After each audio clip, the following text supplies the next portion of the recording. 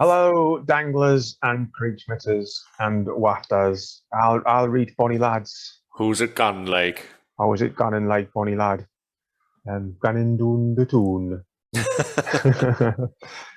Anyway, Was that Welsh? I think it was Jamaican, but a Jamaican in Wales. So I think it was pretty much, yeah, just about as offensive as I could possibly make it. Anyway, While we're on that subject, can yeah. you say beer can without sounding like a Jamaican person saying bacon? Yes. So, Warriors of the Dark Gods versus Dread Elves. This is the second of two. So we're both. If you've watched the previous video on the channel, then you'll have seen that we've both got reasonably new armies. I've got a new Warriors of the Dark Gods army. Kriegschmidt has a fairly new Dread Elves army, or at least the book is fairly new. So everybody's finding their way through Dread Elves. So we're both finding our way through two new armies, and this is the second game that we've played with these two armies. Quick look at animations first, and then look at the list. We've got to do the wet hot dog flop. There you go. There's the big, and then there we go. Mine's shorter than yours, but it flops faster. So that's beer can. Yeah, very good. A few changes in my list since the last battle. So we really felt that my sorcerer needed a little bit more bite. And in conversations with Kriegschmidt, he was saying that it would be really something truly terrifying if they actually had Veil Walker. And also, hang on, do you mean Veil Walker? Veil Walker. Walker. Like Walker Skip Rat. Like Walker Gate. I was with this lass at the weekend, like behind the bus shelter. She was a proper Walker Skip Rat. Yeah, more Welsh. I don't know. Is that Welsh or is it Jamaican? You say Walker Skip Rat without sounding like a Jamaican. Beer can. So I've got Veil Walker, and then on the Warriors, on the big unit of Warriors, I've now got Zealot's Banner because I was convinced that with the Warriors having 2 attacks each instead of 1, it's 50 points for an extra 5 really good attacks on the Warriors unit if I do that. So I've now got my Sorcerer sitting inside a unit of Warriors with Veil Walker, and then another unit of Warriors with Zealot's Banner. I think I basically bullied you into it, didn't you? I was just basically, like, yeah, I was 50 points, man, and you get like however many extra a really good idea. I'm still in 2 minds about whether to invest so very many points in one unit. 865 points on effectively one model is a lot of points sunk into one model, and I'm not sure if that's the best thing to do, and if so, whether that should be a frontline unit or something that should be more like a supporting unit. I'm not really sure, so we'll see. Yeah, comment down below if you have any feedback on that. But my Warriors list is slightly changed from the last battle. Worth mentioning that you'd taken out 6 Warriors from one of the units, hadn't you, to pay for Veil Walker? Yeah, but it didn't matter because they were going to be displaced by the Sorcerer anyway. So by the Battle Shrine, yeah. Yeah, so effectively that unit in terms of footprint grew by 2 Warriors, didn't it? Yeah. That was what I was thinking. Like when I was thinking, if I were you, like I'd put the Sorcerer in a unit of Warriors and throw some of them away to pay for your goodies. Yeah, and I think your list is exactly the same as it was in the last battle. Yeah. So yeah. One thing just to ask people's advice on after this game, I don't want to spoil anything about this game, but I'm not convinced that I can manage to hold my army together with just a unit of Obsidian Guard with their 6-inch reroll panic check thingy and the Dread Prince with the Ring of the Obsidian Thrones. I do really like the Ring of the Obsidian Thrones. I think it's a great item, but there were times when I thought I would be better off with a Battle Standard Bearer and maybe make one of the outcasts the general. So anyway, be really interested to hear from more experienced people what you think. So this is the deployment. So we rolled Encircle, and then it was King of the Hill. That's it. Yeah. So I chose this table edge and to be the attacker. Yeah. And then the forest on the left-hand side of your screen, we actually both chose that as our secondary objective. So we were both scrapping over that forest. And the reason I chose it was because I tried to deploy, when I saw that you'd taken the edge with the impassable terrain, I tried to deploy to hurl most of my army at less of yours. So really just to try and smash your stuff that's on the left there. So I thought, well, then it makes perfect sense for that forest to be my hill as well, because then I don't have to think about going somewhere else and capturing it. And I was going to try and tie you up with my 3 units of cavalry, which are vanguarded there on the right. And the Raptor Chariot, who I'm actually seeing more and more as a defensive unit in terms of being like going to see Bradford City in the 80s, and they had a sweeper who just hung around at the back to catch anyone who got through. It's like the Raptor Chariot just sits there saying, well, if you get all the way over here, I'll charge you because I'm not fast enough to come over to you. Yeah, I was kind of going with a kind of a hammer and anvil type thing. So I've got my 2 big units there, and one of them was going to move up to defend that wall. And then the idea was that my chariot and my cavalry might come round and support into the side of anything that got caught up with those. And then I've got my chimera that can maybe try and get in behind and just worry units that are approaching. Was the plan at this point, but very few plans survived the first punch in the nose. So that was what I was thinking at this point, but this was a very early point. It was worth saying, wasn't it, that it became apparent that you couldn't wait to get revenge for the number of times I'd marched a chimera 20 inches behind your guys. Yeah, or a Varkalak, or there's Yeah. lots of things that have marched 20 inches behind my guys. Yeah. There is a double innuendo about 20 inches behind my guys, but I can't really work it out because I'm too distracted by your Bermuda shorts and hairy knees. They're 20 inches as if I put it in 10 times. Yeah, we can't see it through the Bermuda shorts, don't worry.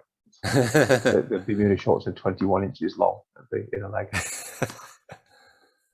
Yeah, so I think this is after Vanguard, isn't it? So you've vanguarded your units of cavalry. Yeah, that's it. There. Spells? Do you want to mention spells? Can you remember what they were? Yeah, so I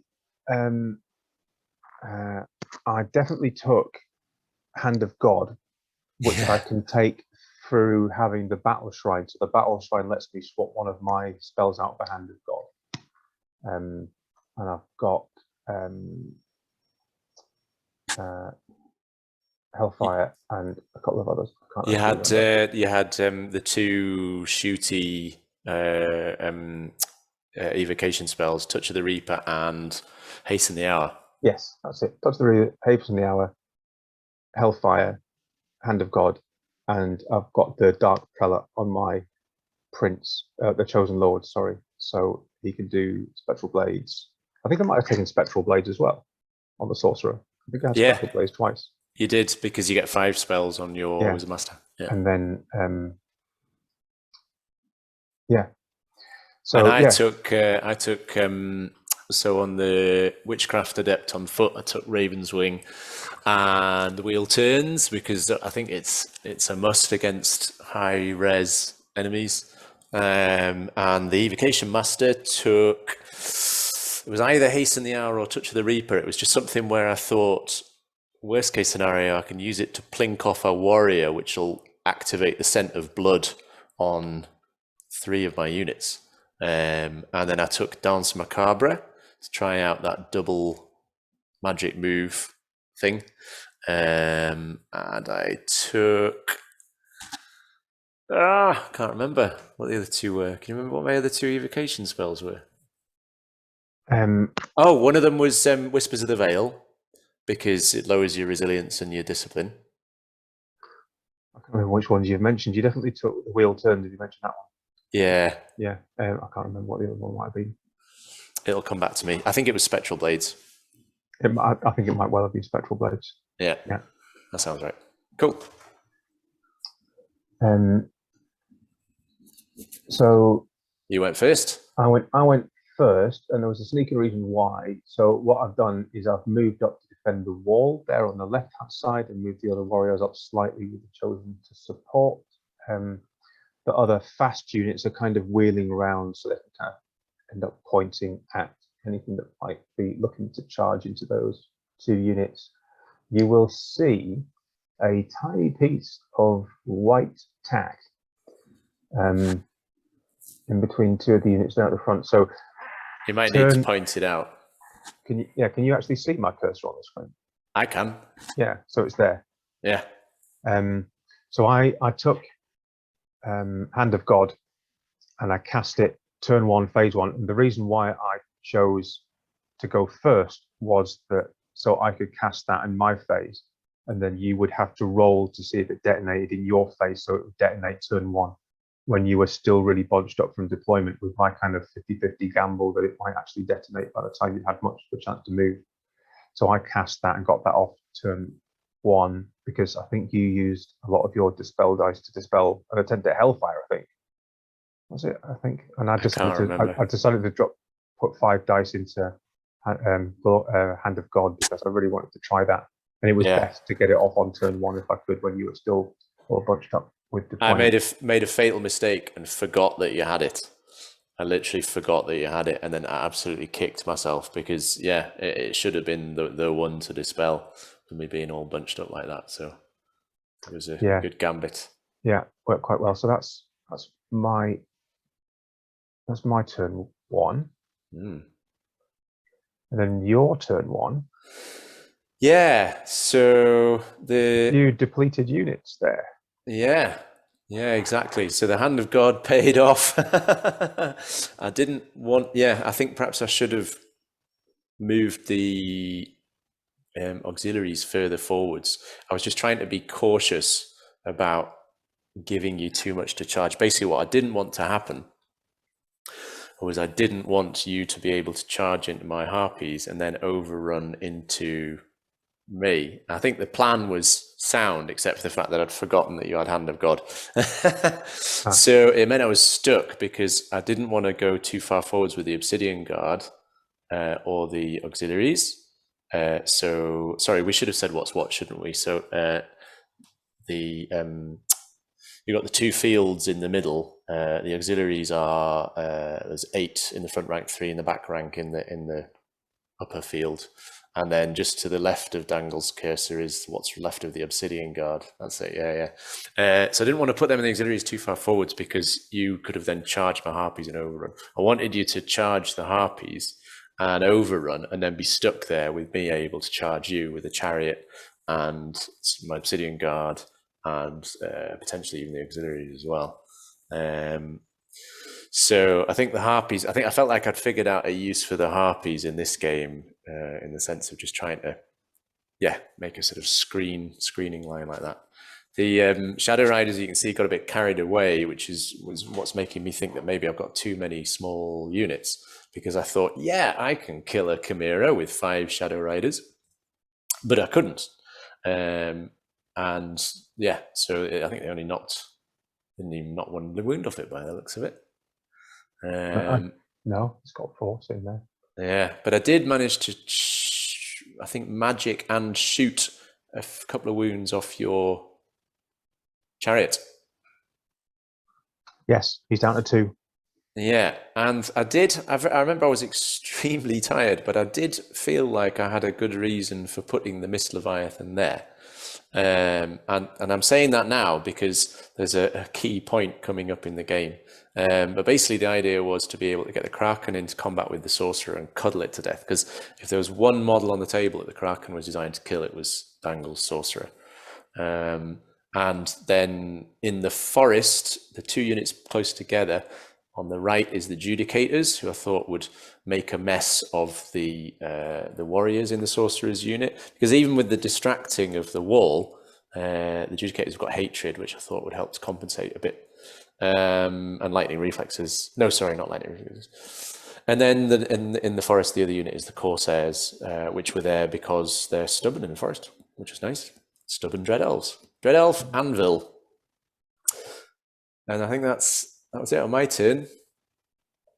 Sorry, the Dread Knights are over there on the far left. Fatally deployed, as it turned out, because I'd put them so close to the table edge that they couldn't ever wheel, not even on the charge. And that cost me dearly, so that was a big mistake. So when we move into turn 2, I think this is where we have to do some explaining of what's gone on here. Yeah. So my chariot, I think, has declared a charge against this unit here. Yeah, the Obsidian Guard, yep. Which has decided to flee. Yep. And then I've redirected my charge into the side of the Mist Leviathan. Yeah. I've also charged one unit of knights and the Warhounds into the Harpies and wiped those out. Yeah, he took the bait. Yeah. Yeah. And then you killed a unit of Shadow Riders and... Yeah.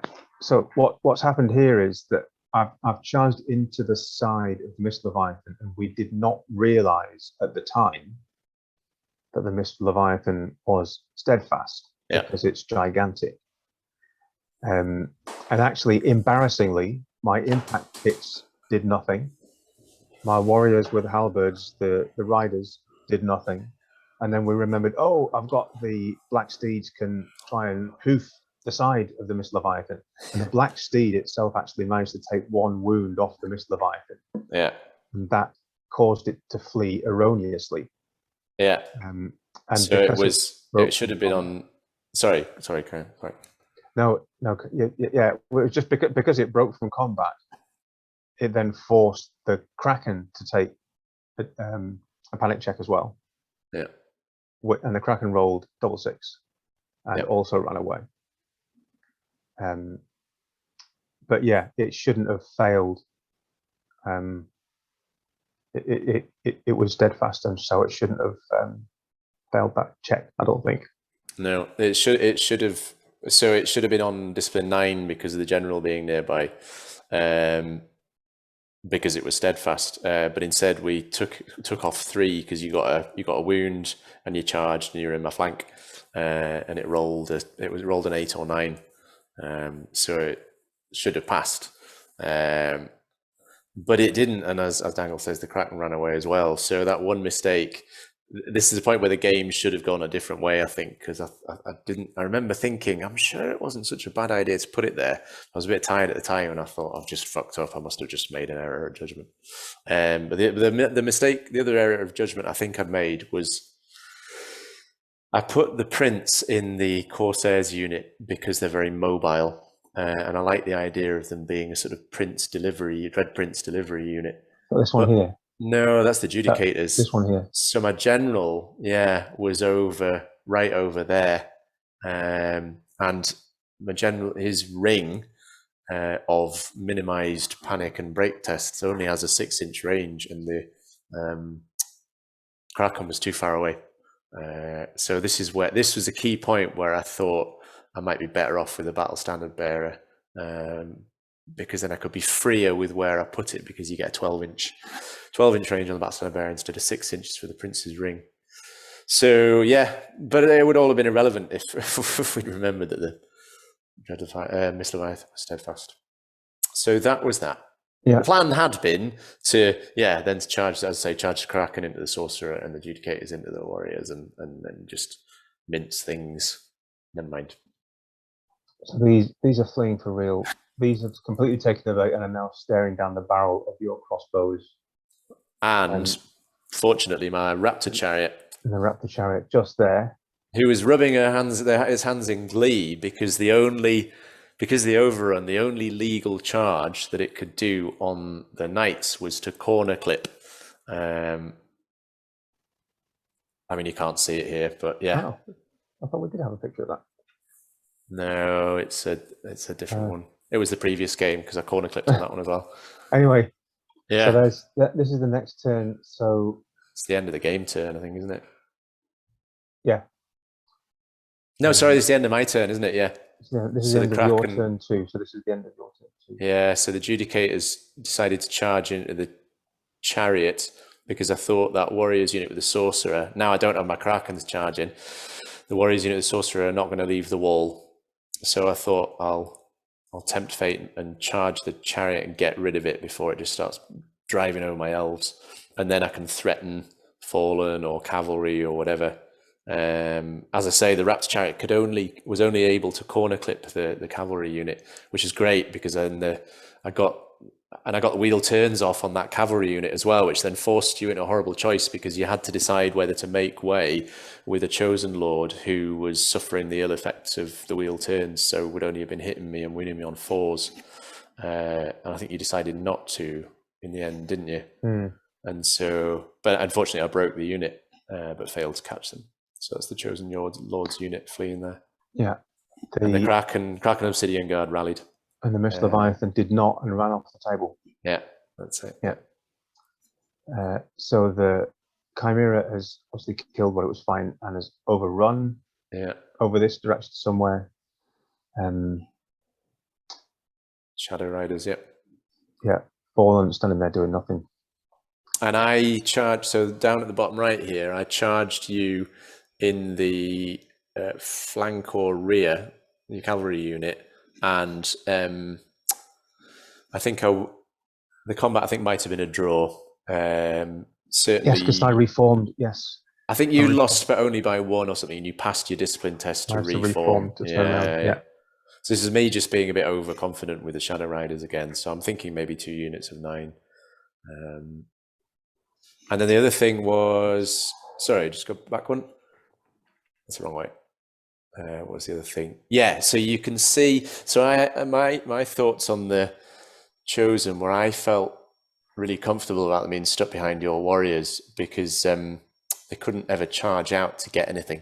So as you can see, the mistake that I made with my Dread Knights, that they were stuck by the table edge. So I thought all I can do with them is just try and get past you and then do a swift reform later. But it meant I was able to do that safely because the Chosen were kind of stuck there. Yeah, that was a problem with the deployment, really. So here, my unit of warriors in the forest have killed the remaining Corsairs and have kind of reformed to be inside the forest for the secondary objective. Yeah, and the Kraken's charged the elephant, which is the battle shrine. Then the Chimera has tried to come around here to try to get into the rear of the archers, but then they've done it. So yeah, it was released, but they've done a swift reform to come around and fire it, I think. Yeah, it knocks you down to 1 health point. Yeah, they turn around the other way.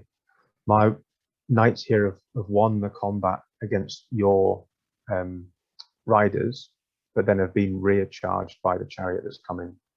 Yeah. And then these guys have managed to charge into the flank of the general's unit. The general can't make way to the side. Sorry, not the general, the chosen lord. The chosen lord can't make way to the side, so he's standing there like a plum, telling people that I've got 6 attacks and hand of glory, so not hand of glory, touch of greatness. So why can't you let me fight? But no, and the horses don't kick sideways. Nice. Yeah. So yeah, this is looking, and at the moment I'm looking at this table and I'm thinking this isn't doing too bad. I'm doing all right here. But then I hadn't realized the true power of the fully armed and operational Kraken. Because you told me, and I just hadn't listened because I'm not very good with numbers. And you were saying it's got this many attacks, it's this strength, it's got this many multiple wounds. And I hadn't heard the bit about multiple wounds. So you were rolling to hit and rolling to win, and I was like, 3 wounds, whatever. And you were like, yeah, but 3 times D3, and I was like, what? Yeah. Yeah, and I just hadn't realized. You had told me, honestly, you had, but I just hadn't been listening that far because I just don't. I think we were both tired so, yeah, as well. There's a great big hole where my 835 point character had been, and the supporting delegation of warriors ran away. So she's dead, and all the warriors are dead. The Chosen have managed to survive the whole battle without doing anything at all. My general, who was charged into the side, his unit are all dead. Not the general, the Chosen Lord. The Chosen Lord, I keep calling him my general. The Chosen Lord is fleeing. So at the end of the game, my Chosen Lord is fleeing and my general is dead. But I had also killed your general. Yes.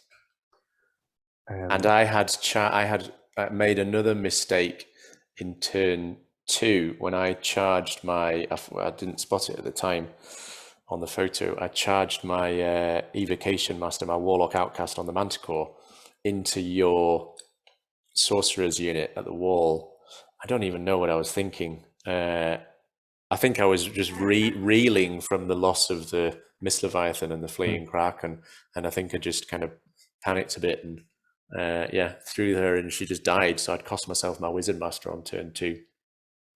Yeah.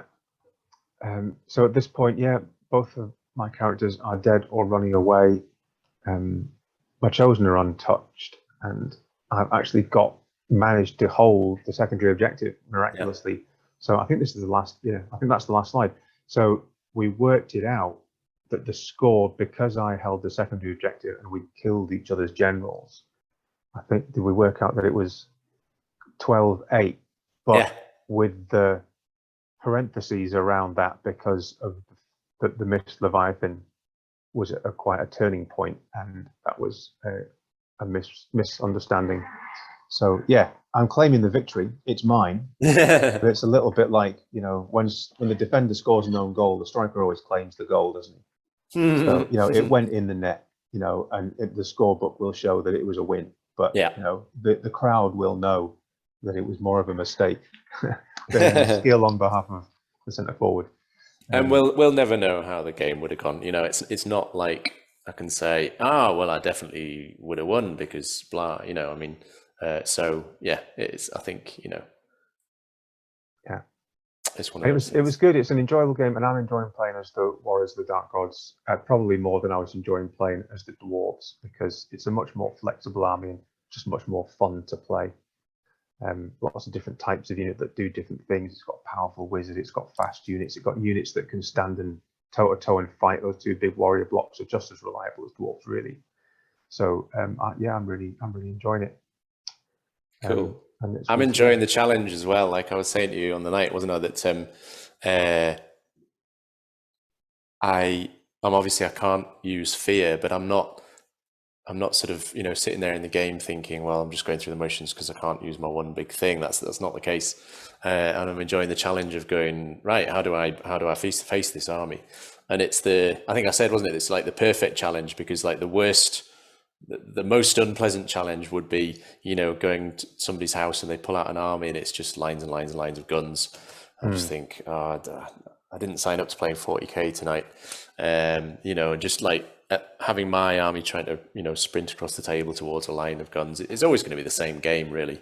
But you have no shooting, so that it's all about the maneuvering and trying to pick which charges and trying to set those up and, you know, slow down the units I don't want to have to face. It's like the perfect challenge. It's really something I really enjoyed getting my head around. So yeah, here's to more games. Yeah, so that's the end of the game. So as always, if anybody's got any comments or advice or criticisms or makeup tips, then please let us know down below.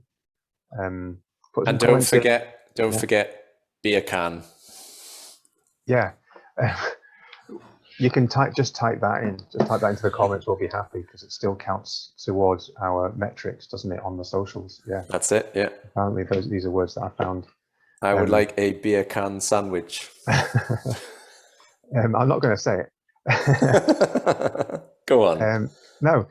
So yeah, we're gonna try and do more of these. Now we're back playing again, and remembering to take photographs, and we're managing to play a little bit more quickly now. So yeah, keep an eye on the channel, and as always, thanks very much for watching, and watch out for the next battle. And yeah, happy wafting. Toodaloo. Okay, bye. Bye.